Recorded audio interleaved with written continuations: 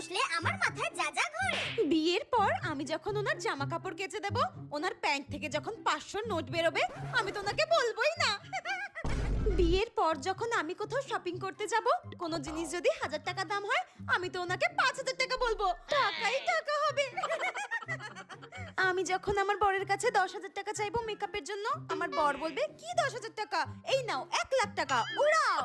এখন তো আমার বাবা মা আমাকে কোথাও ঘুরতে নিয়ে যায় না, শুধু পড়াশোনাই করতে বলে।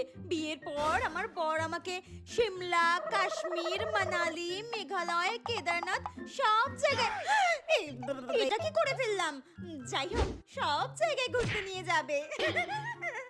আমার তো ভাবলেই এখন থেকে কি মজা হচ্ছে। তাহলে আমি এত পড়াশোনা করে কি করব? ধুর, এসব বই খাতা নিয়ে কোনো লাভ নেই। আমার তো বিয়ের পরই সুখের জীবন। আচ্ছা, আগেকার দিনের মতো কি আমাকেও সবসময় ঘোমটা দিয়ে থাকতে হবে?